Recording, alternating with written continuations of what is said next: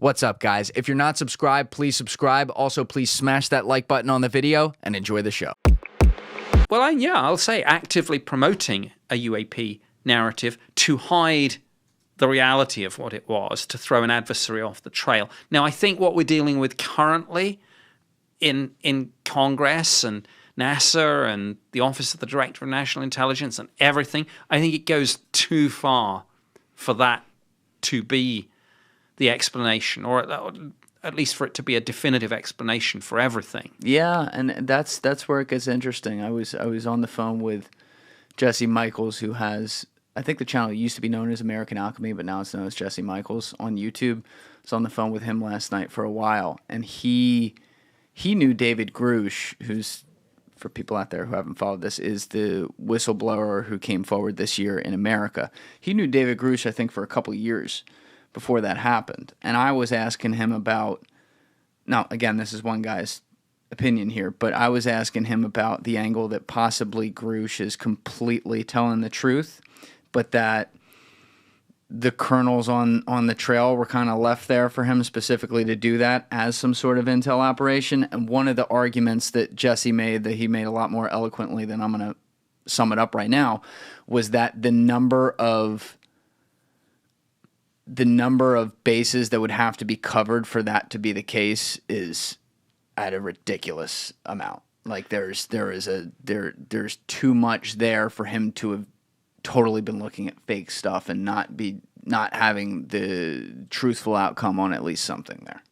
Yes, I can say, I don't think it's definitive, because of course it's always possible that, this is an incredibly complex and multifaceted deception operation, and he has himself been deceived. I think it's more likely there's a variant of that theory where he's a willing participant in an intelligence operation to falsely promote this narrative for some reason or the other, maybe to hide something else, but maybe there's another reason. I mean, just to cover up the fact that it's a new spy plane seems to be going a little bit far, so maybe it's something else, but I can't rule out the possibility that all of this is a deception operation, possibly with Grusch himself as a victim or one of the victims of that, but more likely, as you say, perhaps because of the difficulties of that and the complexities, more likely, if that's true, he's a deliberate part of it. And in any of these situations, he's obviously being a patriot, and so I know at least two people who know Dave Grusch quite well. I've not met him, but I know at least two people with verifiable backgrounds in all this who know him, well enough to be on sort of friendly first name terms. Not now that he's out, but before that, when he was in the system. And they say, he's absolutely the real deal. Did what he said he did. Absolutely, he was part of the UAP task force. So now he says, though, that he saw evidence, and I don't want to misremember some things. I don't want to go too far with this, but he talks about that 33 crash in Italy and how there were craft recovered. He also then, in his testimony, went into how the U.S. government is in possession of biological entities not of this earth. I can't remember, though, if he said he claimed to have physically seen it. I don't think so. It was just he may have seen pictures of it, though. He said that he has interviewed about 40 people in the, I don't know whether they're all in the intelligence community, but, military intelligence. He's interviewed about 40 people, I believe, with apparently direct knowledge of some of these programs. And these programs seem to split into two main categories. A legacy program looking at crash retrievals and a legacy program looking at reverse engineering, presumably of the materials recovered. So I don't think I don't think Dave Grusch claims to have seen any of this himself. But, I use an analogy about that, which might be quite helpful here. When I was working for the Ministry of Defense in headquarters building, one of the divisions was called something like D-Nuke Pol Sci, and that was Directorate of Nuclear Policy and Security. Gotcha. These were the senior people in the Ministry of Defense with responsibility for nuclear issues. I never asked them, of course, but my common sense and my knowledge of the system tells me few, if any, of those people have probably ever touched the side of a ballistic nuclear missile. Mm-hmm. That's something the engineers do. I understand. And these are the policy people. So when Dave Grusch says, "Well, I haven't seen any of this myself," and people go, "Oh, I say, so what?" He's a policy guy, an analyst, and I wouldn't expect him necessarily to have hands-on any more than I would expect those policy people in Ministry of Defense main building to have touched a bomb. I'm not saying your argument's wrong. I think that actually makes a lot of sense. The devil's advocate there is we know nukes exist. We know bombs exist. It's human made, right? So there might be a part like, yeah, seen one nuke, seen them all. Don't have to go down there and actually touch it or whatever. But I got to tell you, man, if I were in charge of an alien desk, like some people in this room, I'd want to go down there and touch that fucking thing. I would too. Oh, one time I played a great joke on a colleague. I mean, I'm just doing this for color, but it illustrates that you're right, that of course human nature is you'd want to know.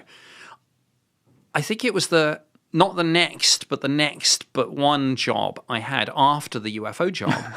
I went into security, and we got talking one day about biometric security, and I said, "Oh yeah," one time I went to the US, and I was completely making this up, but I just thought I'd have some fun with the moment because there'd just been an advertisement published. This was the early 90s. This tech was really not in the public domain, but there was a retinal identification security system advertised in a sort of security industry trade magazine. And it was a great advert. I remember it to this day. It said something like, "I looked deeply into her eyes, and she said, 'Access denied.'" and it was all about these retinal scans, which were just coming in at the time. And I said to the guy, "Oh, there's nothing." I said, one time I went to the Pentagon. I said, and they had the wreckage of the Roswell crash down there. And I said, they gave me the retinal scan, they gave me the palm scan, I had a thing, and and I was like, all that. And as I was leaving, the guy says, Nick, he says, "I gotta know, what does the craft look like?"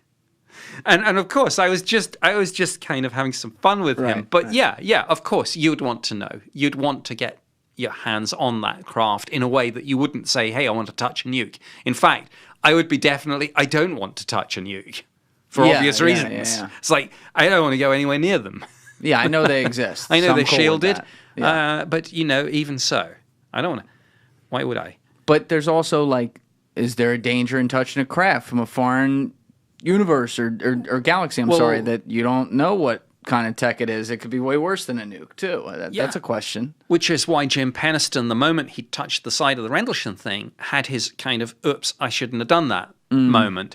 And it's why, with the phrase UAP radiation being put into intelligence assessments, it tells you it's a thing, and it says, I would be very cautious. And the other thing is, one of the few good, let's suppose we are dealing with extraterrestrials. One of the few good assumptions we could probably make is that to have viable interstellar travel, that's a technology orders of magnitude above anything we have, and it almost certainly involves the generation of very high levels of energy. Almost anything that does that can be weaponized. Of course. And so I don't want to be drilling into these things and hammering at them and taking them apart until I really am sure that I'm not going to rip apart the known universe. Yeah, well, I heard you answer a question in this lane about that with it had to do with the balance of disclosure versus national security that governments deal with. It's like, of course, you have the question of, well, do our people have a right to know if we know about extraterrestrial intelligence? As a human being, the quick answer is yes. The second layer to it, though, gets a little more complicated, because if it involves the fact that you are in possession of weaponry not of this earth, not even weaponry, but technology not of this earth that could be harnessed to use as a weapon, that's insane. When you are then telling the people, i.e. us in here, that out loud, you're also telling Russia, you're telling China, you're telling countries you may view as a threat. Yes. And so it gets to the point where, as annoying as it is to hear just as a human who wants to know, when we hear the words like, for national security reasons, we can't say that. It's annoying, but there's a good argument there. Thank you for watching the video, guys. Please hit that subscribe button and check out this clip's full podcast episode by clicking here or in the description below.